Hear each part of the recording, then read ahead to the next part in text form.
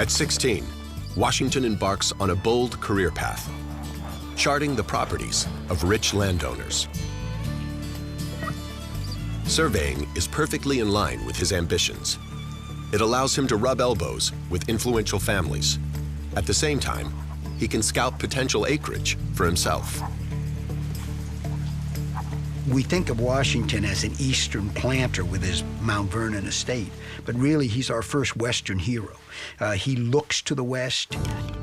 He sees the potential for the future of America in the West.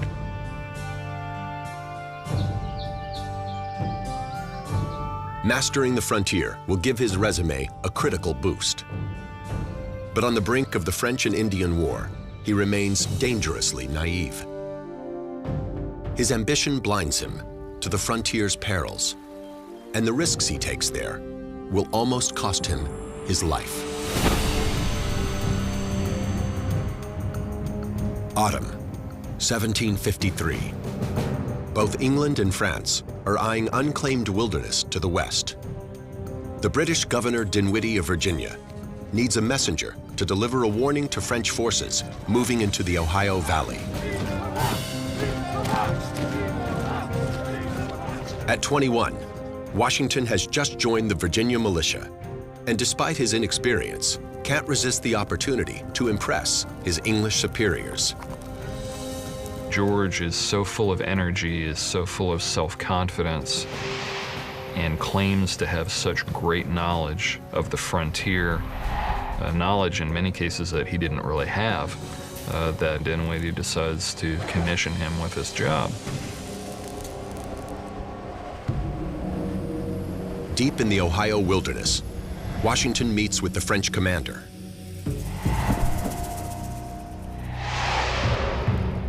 He delivers the governor's message and is eager to return with the French response.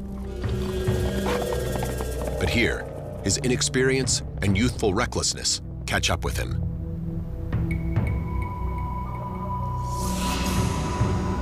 In an effort to make up time, he decides to split up his party, leaving most of the gear behind with his men.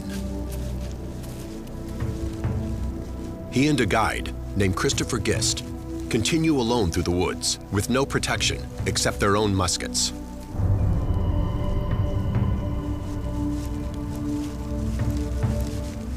Washington and Gist are moving along and they pass this village called Murdering Town, which is not a very auspicious name. And an Indian emerges from this village and offers to accompany them and help them along.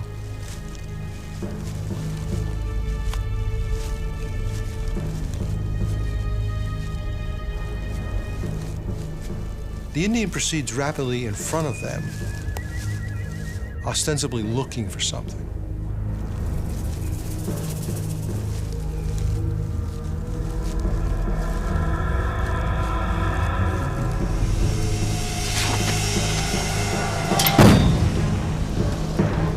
He doesn't hit anybody, but Washington is stunned.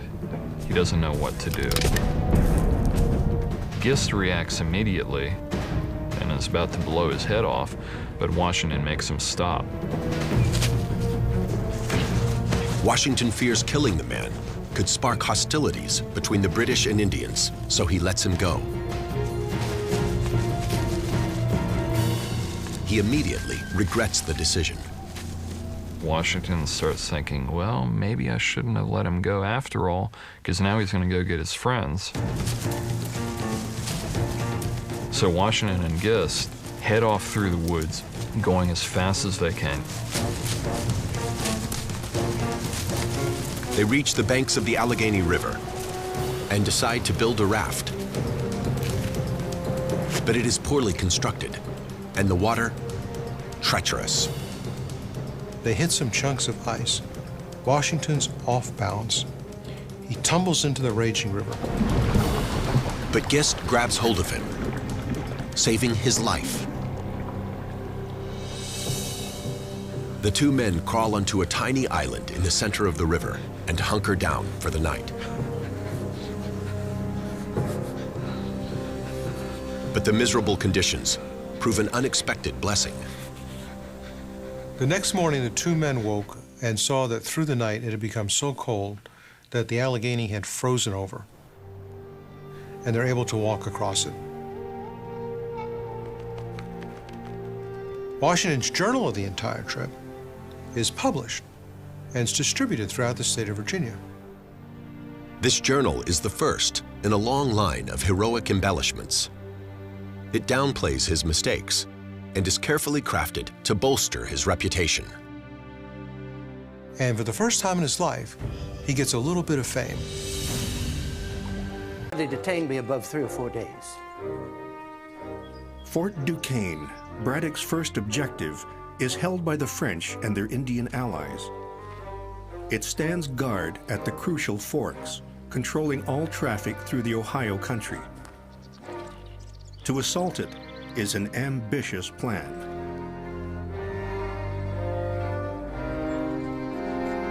As I was saying, gentlemen.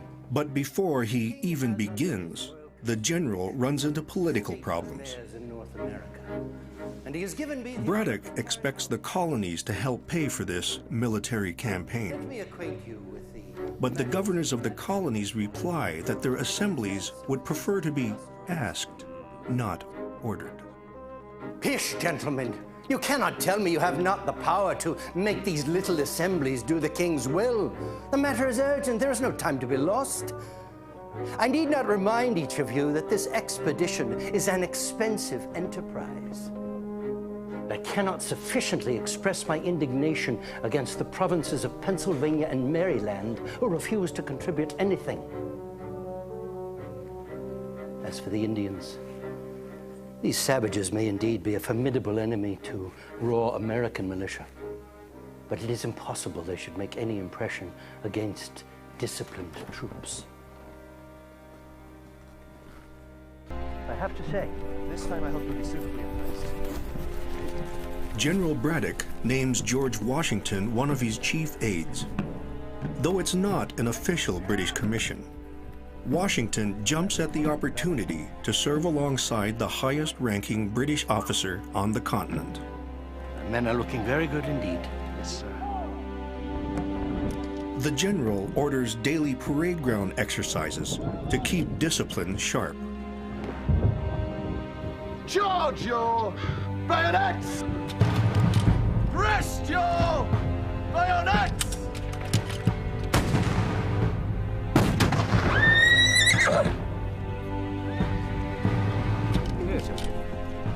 But about 1/3 of Braddock's army are American provincials, untrained enlistees from Virginia, Maryland, and Pennsylvania. Braddock pronounces them very indifferent men.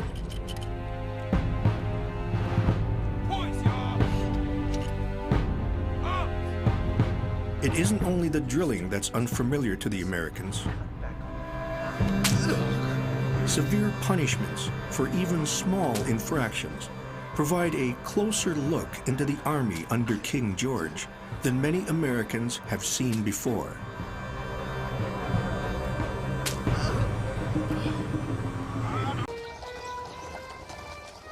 After 3 grueling weeks, the British Army finally approaches the Monongahela River, just a few miles south of Fort Duquesne. Morale is high. General Braddock has led his army nearly 100 miles. His engineers built log roads to cross the swamps. A company of sailors rigged block and tackle to hoist the heavy cannon over the hills. The worst is behind them.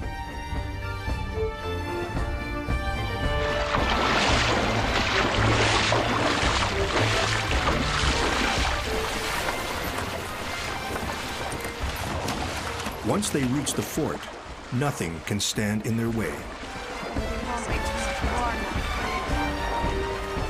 It is my hope that this evening we will be drinking a toast at Fort Duquesne.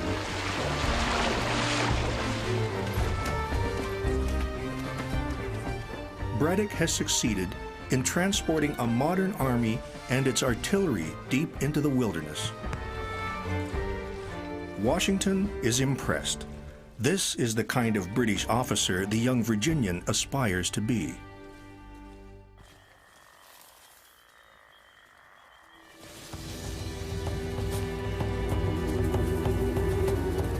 Indian scouts working with the French keep a close watch on the approaching army.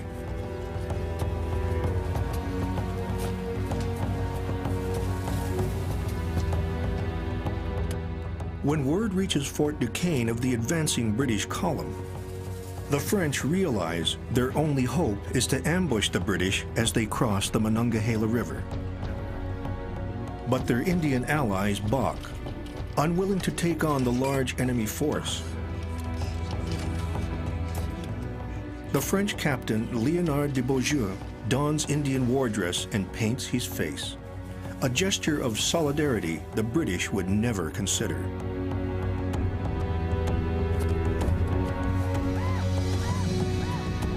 The Indians agree to join the fight.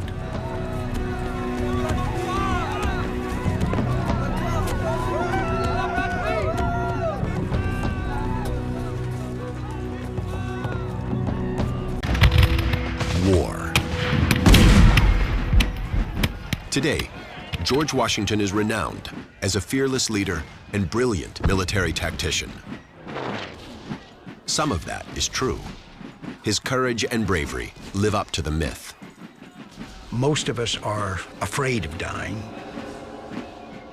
Washington seemed to be unique in the sense that he faced death a number of times with a calmness that most people would look at as almost otherworldly.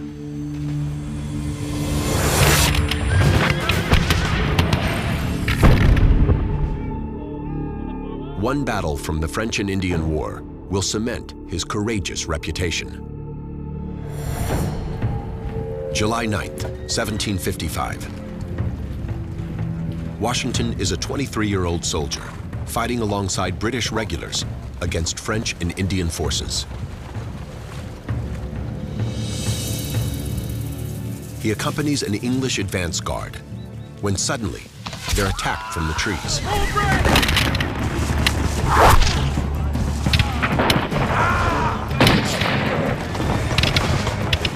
The fighting is close quarters. Gunsmoke obscures their vision.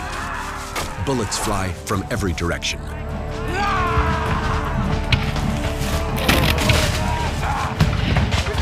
It is a massacre. The British commander, General Braddock, is mortally wounded. His troops panic and scatter. By the end of the day, every single officer is either dead or wounded, except for Washington. He has bullets going through his jacket. He has a bullet going through his hat. He has horses shot out from under him, but miraculously, he remains unhurt. Under fire, he bravely takes command and leads the remaining soldiers out of harm's way. The incident gives rise to a legend that he is protected by the Great Spirit and will never die in battle.